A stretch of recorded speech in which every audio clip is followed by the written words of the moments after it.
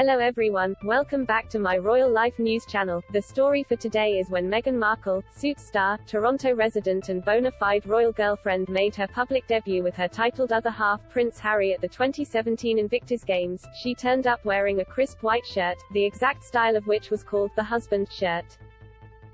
The writing was on the wall. It was glaringly apparent that it was time to air out a royal chapel, dust off the Archbishop of Canterbury and dig out the key to the tiara vault, because there was a Windsor wedding in the offing. Did the Queen have hopes of training a Dorji to be a ring bearer? I couldn't begin to comment.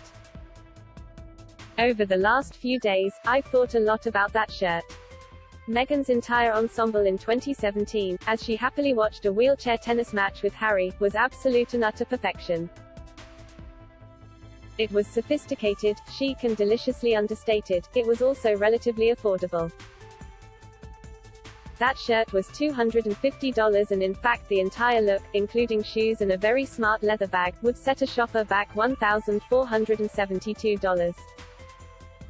The contrast between her first Invictus appearance and her turn at this weekend's Invictus Games The Hague could not be more stark. Over the course of 3 days, the now Duchess of Sussex wore at least $69,000 worth of new clothes and jewelry, including one outfit that cost an estimated $19,035, not including any of her jewelry.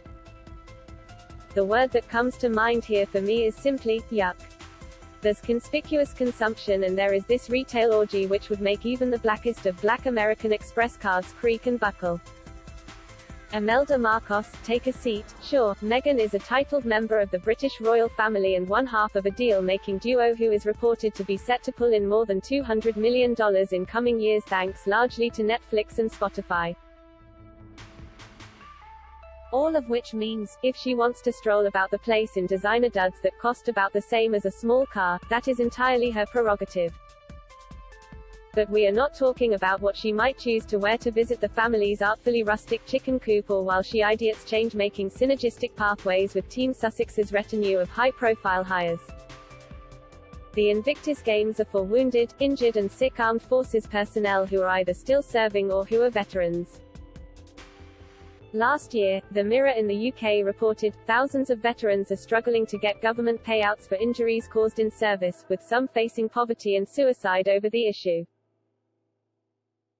So too, in December last year SAFA, the British Armed Forces charity, launched a campaign to raise awareness about the alarming and increasing number within the armed forces community, who are experiencing financial hardship and food poverty.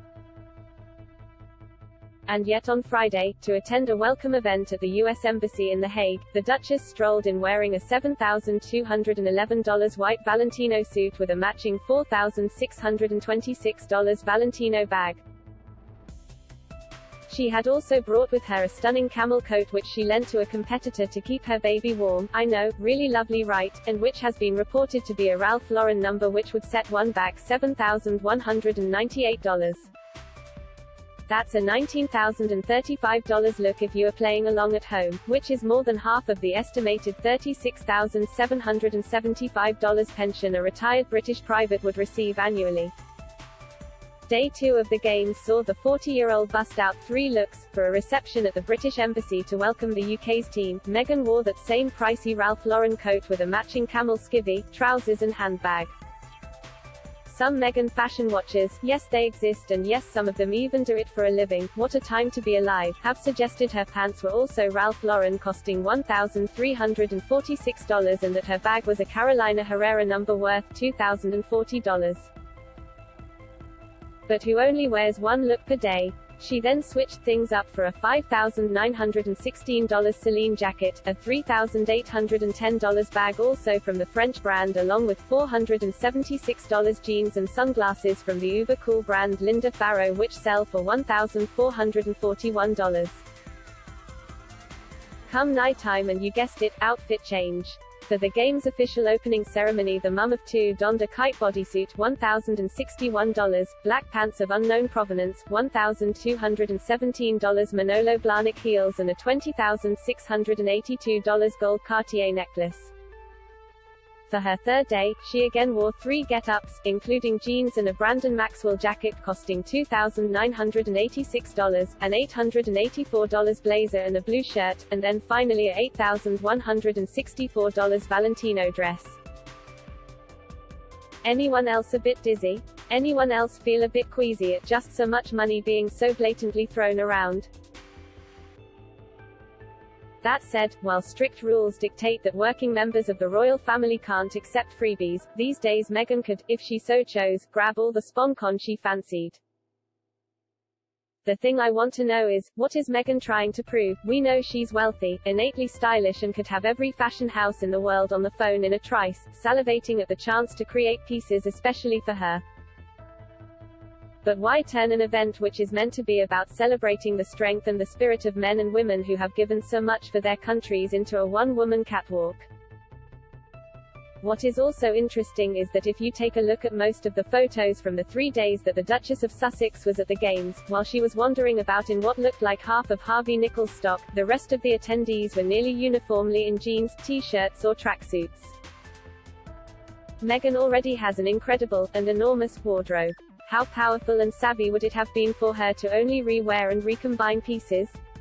It would have only strengthened her style credentials and it would have ensured that the focus stayed relentlessly on the athletes and the games. Is it any coincidence that there is a reported crew of 30 from Netflix capturing every one of the Sussex hugs, smiles and touching moments? This trip bears a strong resemblance to the Duke and Duchess New York dash in September last year when Meghan wore one eye-wateringly costly get-up after another. The Daily Mail, at the time, claimed that TV cameras were also following the duo then too as they rolled around the city in a fleet of big black SUVs having very important meetings.